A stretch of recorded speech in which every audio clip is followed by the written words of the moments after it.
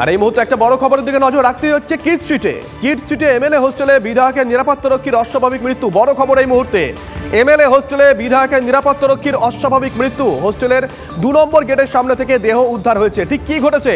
অরিত্র আমাদের সঙ্গে রয়েছেন, আমাদের সহকর্মী অরিত্র।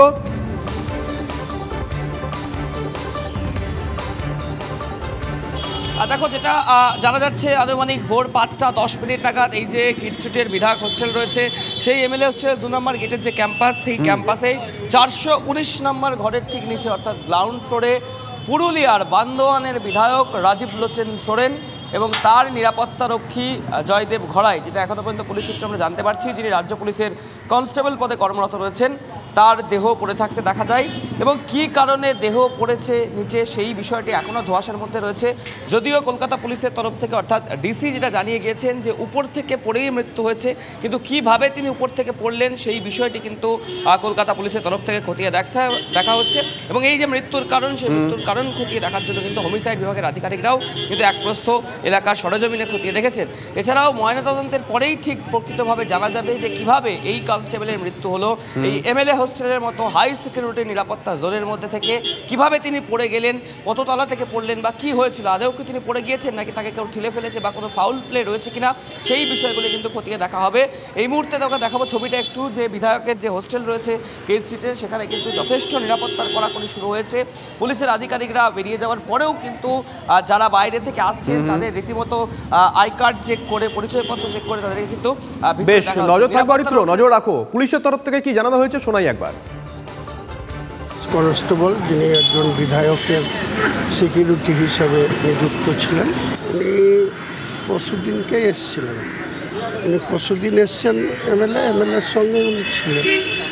তারপরে ভোরবেলা এটা অ্যাক্সিডেন্ট ধরতে পারেন, কী হয়েছে কিভাবে ডেথ হয়েছে এটা তো পোস্টমর্টমের পরে বা পুলিশের যারা আধিকারিক এখানে তদন্ত করছেন।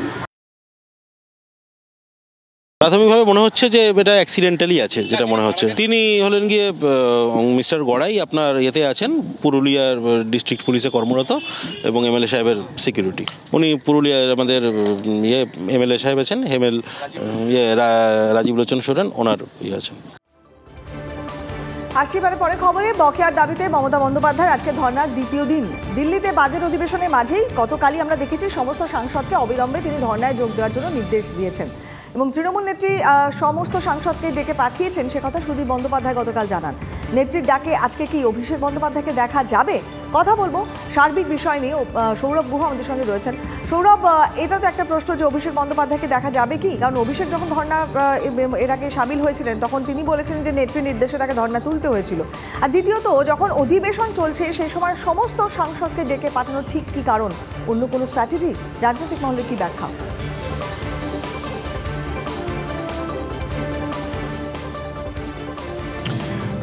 সুপ্রভাত কোয়েল। এবং প্রথমেই যে কথাটা বলবার, যে অভিষেক বন্দ্যোপাধ্যায় আজকে রেড রোডের ধর্ণা মঞ্চে যোগদান করছেন কিনা তা ঘিরে বেশ কিছু সংশয় রয়েছে। তার কারণ, তার কলকাতা ফেরা নিয়ে এখনও পর্যন্ত কনফার্মড কোনো খবর নেই। তিনি দিল্লিতে রয়েছেন, তিনি সে বিষয়ে রেড রোডে তিনি থাকছেন কিনা এখনও আমাদের কাছে কোনো কনফার্ম খবর নেই। বিকেলবেলা তিনি আসতেই পারেন, কিন্তু এখনও পর্যন্ত তার কোনো আপডেট নেই। এটা হলো প্রথম কথা। কেন অভিষেক বন্দ্যোপাধ্যায়ের আজকের মঞ্চে আসাটা বা এটাকে আমরা খবরের আকারে কেন দেখছি, তার কারণ কেন্দ্রীয় বঞ্চনার সমকালীন রাজনীতিতে কেন্দ্রীয় বঞ্চনার ইস্যুটাকে ভোটের ময়দানে এনে প্রচারে নামিয়েছিলেন অভিষেক বন্দ্যোপাধ্যায় তার নবজোয়ার কর্মসূচিতে পঞ্চায়েত নির্বাচনের আগে। সেই কেন্দ্রের বঞ্চনা ইস্যুকে হাতিয়ার করেই কিন্তু তৃণমূল কংগ্রেস লোকসভা নির্বাচনের বৈতরণী পার হওয়ার একটা স্ট্র্যাটেজি সাজিয়েছে। সেই জায়গা থেকে সমস্ত সাংসদদের ডেকে আনা হয়েছে। তার কারণ এটা কেন্দ্রীয় সরকারের বিরুদ্ধে লড়াই, মোদির স্ট্র্যাটেজির বিরুদ্ধে, মোদির নীতির বিরুদ্ধে লড়াই। তাই সাংসদদেরকেও কিন্তু ডাকা হয়েছে বলে সুদীপ বন্দ্যোপাধ্যায় জানিয়েছেন। কিন্তু সেক্ষেত্রে দাঁড়িয়ে অভিষেক বন্দ্যোপাধ্যায় কি আসছেন? প্রবীণ নবীন দ্বন্দ্ব একটা চলছে তৃণমূল কংগ্রেসে, তা নিয়ে চর্চা চলছে নানা মহলে, এবং কেন্দ্রীয় বঞ্চনার ইস্যুটিও তিনি নিয়ে এসেছিলেন ভোটের আগে। তিনি কি আসছেন, এটা একটা বড় প্রশ্ন। এখনো পর্যন্ত এটাই উত্তর, তার আশা ঘিরে সংশয়। তিনি আসছেন কিনা এখনো পর্যন্ত কনফার্ম কোনো মানে সেটা সময় বলবে তিনি আসছেন কিনা, এলে তো আমরা দেখতেই পাবো।